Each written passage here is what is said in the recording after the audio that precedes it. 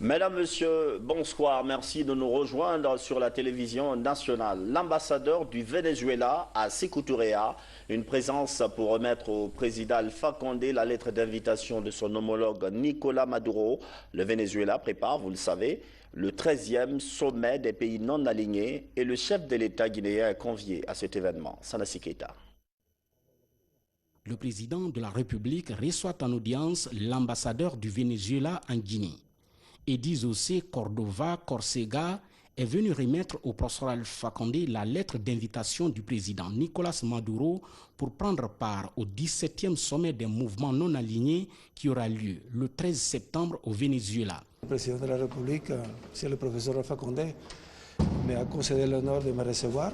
Et à cette occasion, je voulais le rendre personnellement une lettre d'invitation du président Nicolás Maduro Moros pour qu'il puisse assister au 17e sommet du mouvement non aligné qui aura lieu au Venezuela à l'île de Margarita du 13 au 18 septembre prochain.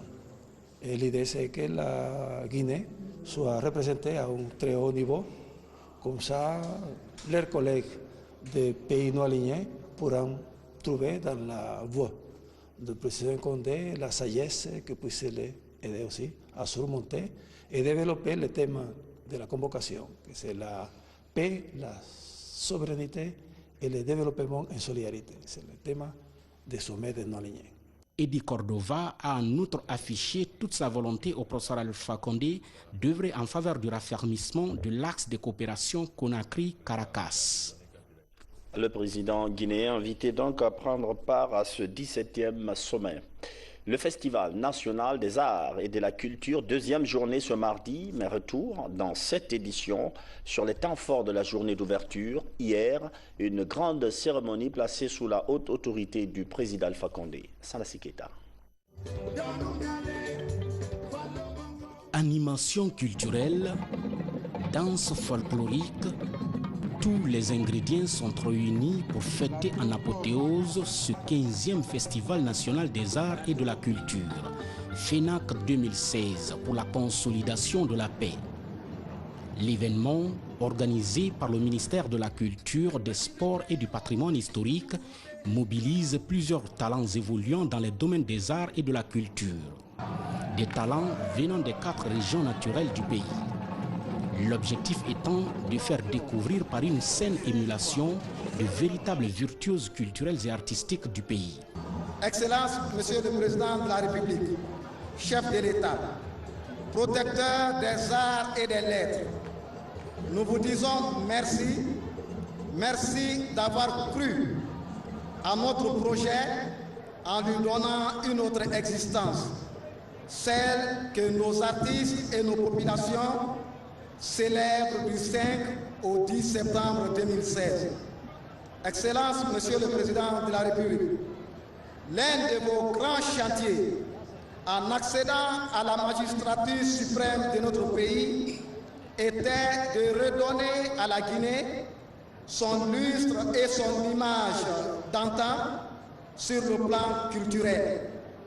Aujourd'hui, une étape cruciale de cette bataille est enfin gagnée avec ce réveil du Festival national des arts et de la culture FENAC. Que vous en soyez vivement remerciés. Le FENAC est une tribune, un espace de découverte, de promotion et de valorisation du patrimoine culturel guinéen qui donne l'occasion aux professionnels des arts et de la culture de se rencontrer, de se découvrir et d'agir ensemble pour faire de notre pays, la Guinée, un havre de paix, une nation culturellement forte et épanouie.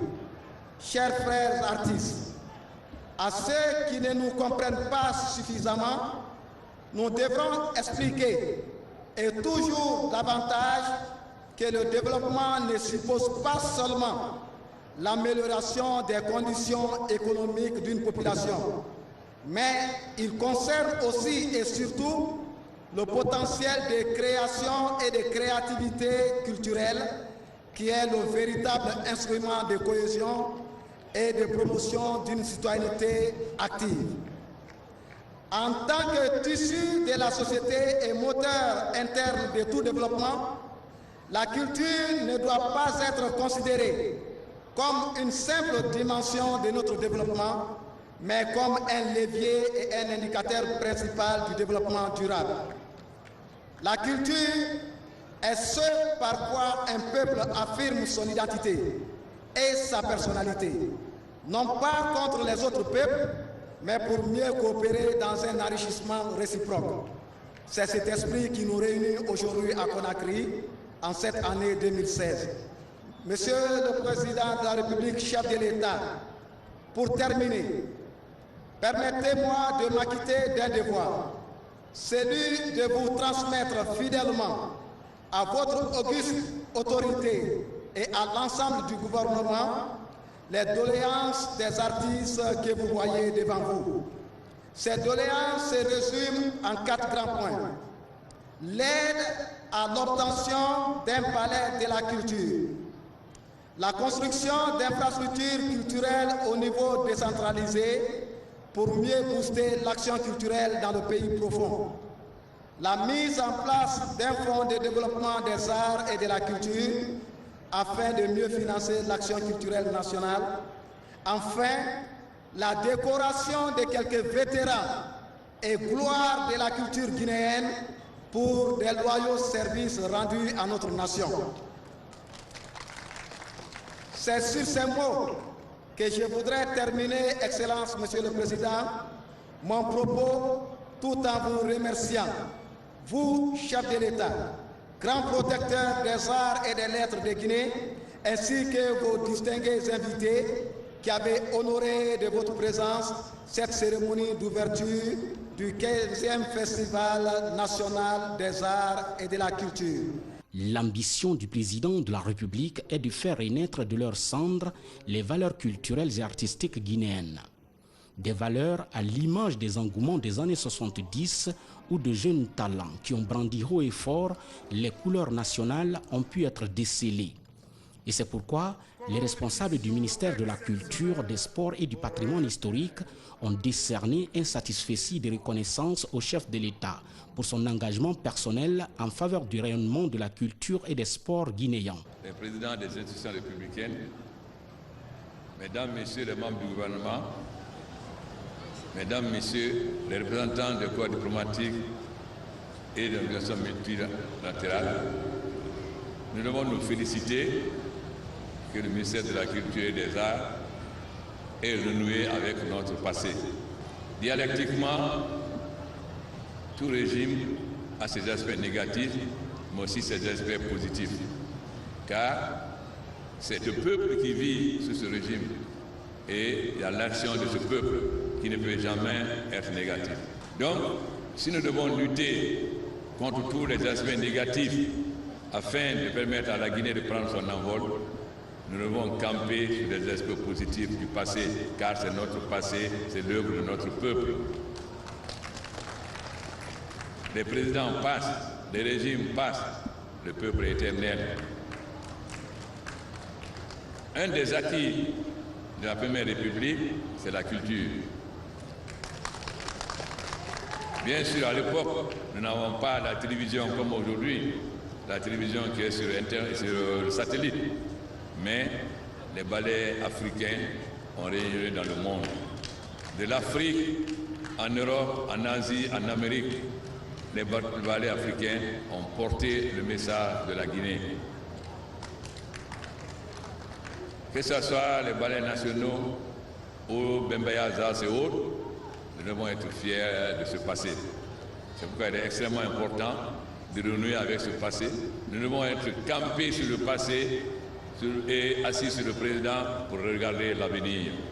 Mais cela n'est pas possible si nous n'honorons pas le passé. C'est une honte pour la Guinée de voir des gloires comme des Akimbor, Petit Souris, croupir dans la misère, ou nos anciens artistes croupir dans la misère. Ça n'honore pas le peuple de Guinée, ça n'honore pas le gouvernement. Car ils ont représenté la fierté de ce peuple. Et ils méritent qu'on les accompagne pour les derniers moments, car nous vieillissons tous. Je salue l'initiative du ministère de la Culture d'avoir créé un fonds pour la sécurité sociale des artistes et d'avoir mis 100 millions. Mais avec 100 millions, les artistes ne peuvent pas aller loin. Donc, la présidence va ajouter 300 millions à ces 100 millions. Mais ce n'est qu'un début. Nous allons faire en sorte que ceux qui ont représenté la gloire et la fierté de ce peuple dans le passé soient honorés, pas seulement par les médailles. Les médailles, c'est bien, on les met, mais on ne mange pas les médailles. Et les gens ont besoin de manger. Donc, nous allons voir comment nous allons faire pour honorer ces artistes. Pourquoi vous ne l'avez pas fait avant? Mais lorsque je suis venu, je vous ai dit que j'ai trouvé la Guinée dans un trou. Nous n'avons pas de relation avec le Fonds monétaire. Il a fallu qu'on renoue pour avoir des PPTE.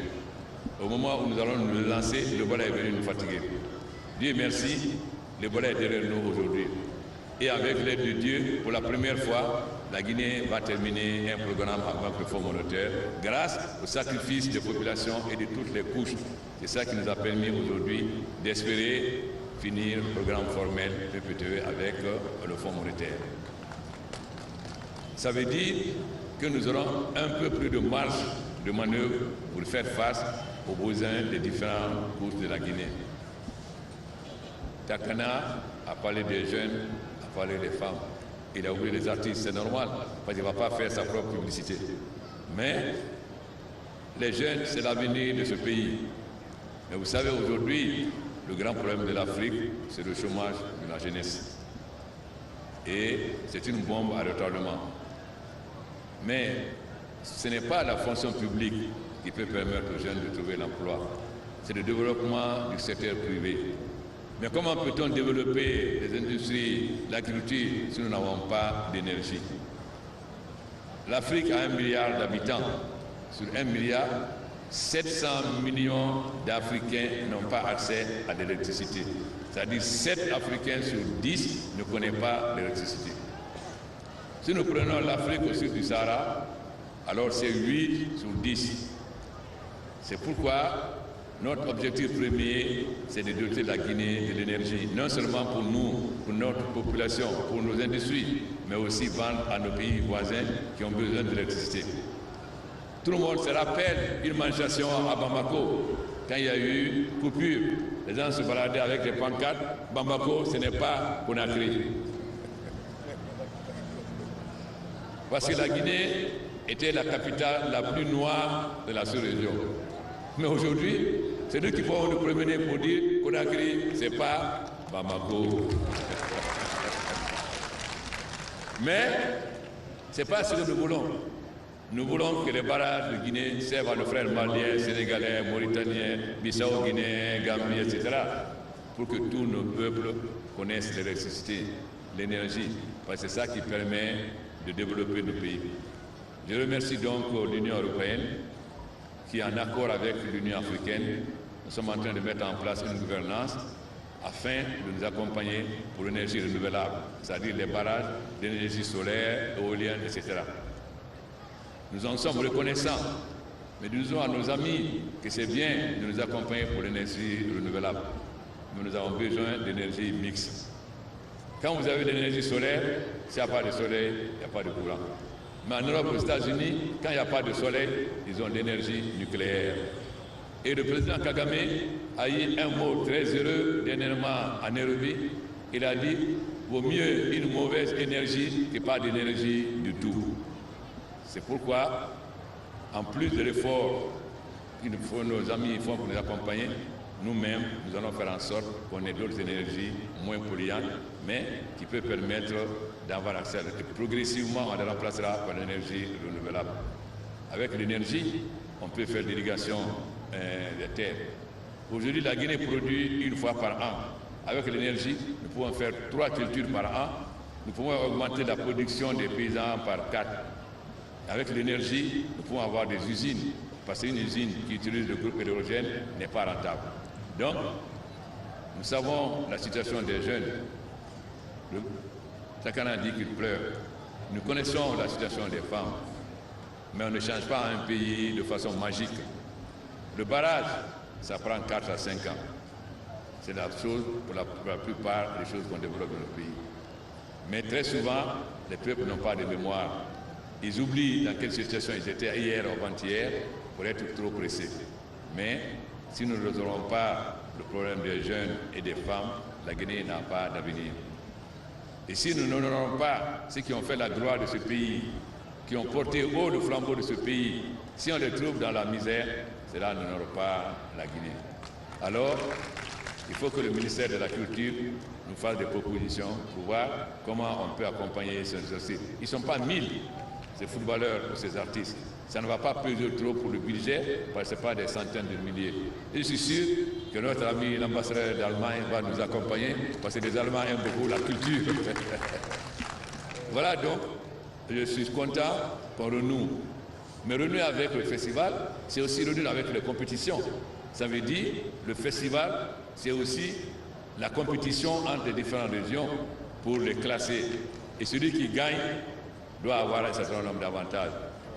Vous avez parlé d'Antonio, c'est bien, parce que j'ai visité du Breka et j'ai vu ce qu'il est en train de faire.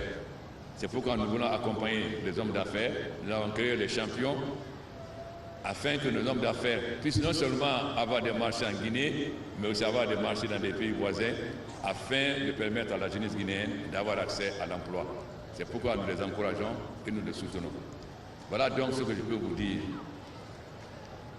Bientôt, avec l'aide de Dieu, nous finirons le programme formel avec le Fonds monétaire. Nous aurons un autre programme avec le Fonds monétaire, mais nous allons faire en sorte que le programme de développement de la Guinée puisse enfin démarrer. Aujourd'hui, nous sommes en train de lancer la politique minière. Quand je suis arrivé, on ne produisait pas 18 millions de tonnes de bauxite. Cette année, on arrivera à 30 millions de tonnes et l'année prochaine à 50 millions. Et notre but est d'arriver à 100 millions de tonnes de bauxite.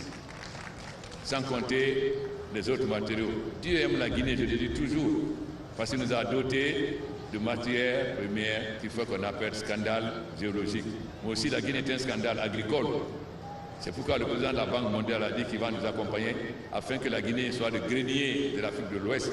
Parce que nous avons beaucoup de frères qui sont dans le désert, dans le Sahel. Les populations augmentent, les terres n'augmentent pas. Il faut que la Guinée, donc, non seulement nourrisse, soit autosuffisante, mais pense aux autres frères. Mais la culture vivrière seulement permet aux paysans de manger, mais ça ne donne pas les moyens d'avoir accès au bien-être moderne que la civilisation d'aujourd'hui permet au peuple d'avoir. C'est pourquoi nous avons relancé les cultures de rente, que ce soit les noix de cajou, le café, le cacao, ou le palmier à huile, mais aussi les alevins, l'élevage poussin. J'ai toujours dit aux Guinéens qu'on mange mal. On mange trop gras, on mange trop de viande, et vous êtes avec quelqu'un, 2 jours après, on dit il a crise cardiaque. Regardez le cœur de Papagnas, ou bien de Korka, ou autre, etc. Il y a trop de diabète. Donc, nous avons 10 000 cours d'eau. Nous pouvons faire la pisciculture et toutes les fertilités pourront avoir accès aux poissons. Ils n'ont pas besoin du poisson de Conakry, ils ont du poisson eux-mêmes.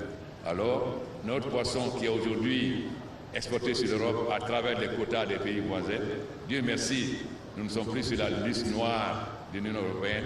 Nous pouvons enfin vendre nos poissons de qualité en Europe, car la pêche nous apportera beaucoup. Et nous n'aurons plus besoin d'envoyer le poisson de Conakry à l'intérieur, avec le problème de la pisciculture et la pêche continentale sur le fleuve au Sénégal, qui va être dégagé avec le Kokutamba, le barrage qui va être fait à Tougué. Tout le monde pourra manger du poisson. Et avec l'élevage de poulets, tout le monde pourra manger la viande blanche, ce qui va diminuer considérablement le diabète et les crises cardiaques. J'ai demandé à notre frère Jacques Diouf, qui a été pendant 18 ans directeur général de la FAO, c'est-à-dire l'organisation qui s'occupe de l'agriculture mondiale, de venir nous accompagner en tant que conseiller pour l'agriculture la pêche et l'élevage. Je suis certain qu'avec son apport, nos cadres à son contact vont beaucoup s'améliorer afin de faire en sorte que la pêche guinéenne soit un des moyens de développement de ce pays. Donc j'espère que le festival va bien se passer. Je souhaite plein succès et surtout que le festival soit désormais inscrit comme avant dans l'histoire de la Guinée toutes les années avec un concours pour créer l'émulation au niveau des différentes préfectures. Parce que celui qui sort honoré comme gagnant retournera fier. Mais si vous invitez les gens, ils ont fait des kilomètres de Zéro Corée, de Cancan, etc., pour être vus, si vous arrêtez de défiler, ne passe pas, ce n'est pas correct. Donc il faut les laisser défiler, même si on devait rester jusqu'à minuit, il faut les respecter. Dans sa diversité, avec toutes les expositions, voilà ce que représente la culture guinéenne. Les 4 régions naturelles qui composent la Guinée sont ici pour montrer toutes leurs richesses culturelles et artistiques. Le président de la République a pris son temps pour contempler avec une attention soutenue toutes ces démonstrations de valeurs culturelles guinéennes. Des démonstrations interrompues depuis 1982 que professeur Alpha Condé vient de faire revivre pour donner au monde de la culture et des arts guinéens toute son importance. 300 millions de francs guinéens pour la caisse de solidarité des artistes. Une somme offerte par le président Alpha Condé. Les journées de concertation gouvernementale ont pris fin hier lundi. Elles ont duré 3 jours. Une démarche pour améliorer la gouvernance. Ces journées ont été animées par des experts guinéens et étrangers. Hadi Kamara.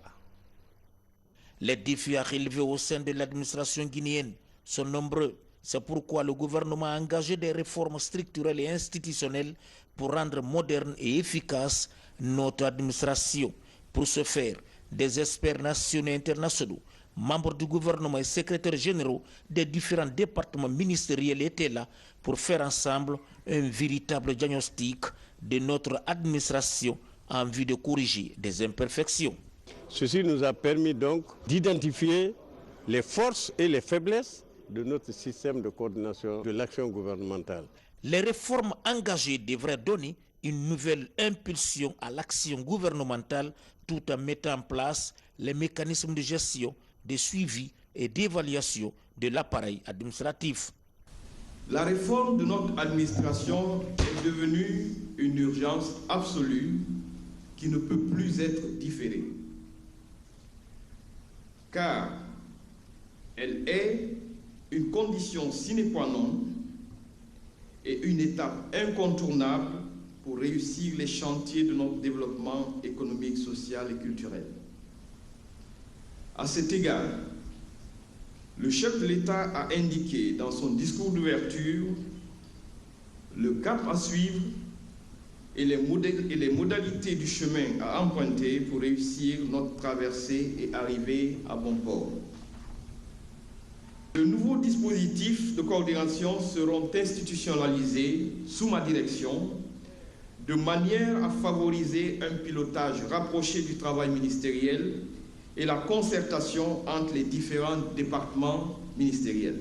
En outre, l'organisation et le fonctionnement du secrétariat général du gouvernement seront repensés afin de lui faire jouer pleinement son rôle de pivot du travail interministériel et de garant de sa qualité technique ainsi que de coordonnateur des secrétaires généraux sectoriels.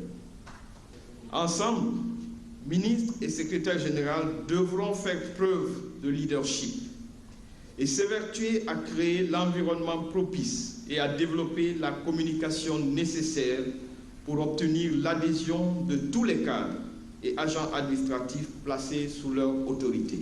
C'est un vaste chantier qui va exiger des efforts collectifs, surtout dans les secteurs porteurs de croissance comme les mines, l'énergie, l'artisanat, le tourisme, l'agriculture et l'élevage.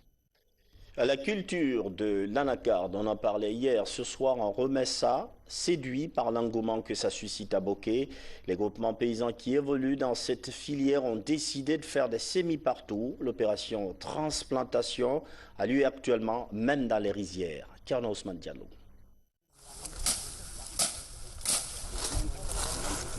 C'est l'heure du désherbage dans cette partie de Kolabouyi. Quelques semaines après avoir semé les noix de cajou, Youssouf Koumbassa et ses frères procèdent à l'entretien des plants d'anacardier. Dans son immense domaine agricole, Youssouf a mis en terre cette année 255 kg de semences de cajou, toutes issues de celles offertes aux paysans par le chef de l'État. D'habitude, il va chercher ses propres semences. Il achète. Il va de planteur en planteur pour se procurer des semences, quoi. Mais cette année, depuis qu'il a appris qu'il y a eu un appui du chef de l'État, vraiment, il a bondi dessus. Il est allé prendre 3 sacs et ça l'a beaucoup arrangé. Il dit qu'il a fait 200 hectares cette année. Comme Youssouf, de nombreux paysans de Boké ont décidé de se tourner vers la culture de l'anacarde. Si la zone est un des principaux bassins de production de noix de cajou, jusque-là, cette culture était peu vulgarisée. La volonté politique affichée cette année par le chef de l'État a été déterminante pour encourager fonctionnaires, opérateurs économiques et paysans de Boké à s'investir davantage dans cette culture d'exportation. À vue d'œil, le visiteur se croirait ici uniquement dans un champ d'arachides. Depuis l'année dernière, le propriétaire a décidé de combiner cette culture avec celle de l'anacarde. Une astuce pour faciliter l'entretien des anacardiers qui, au bout de 3 ans, vont occuper entièrement cette vaste étendue. Il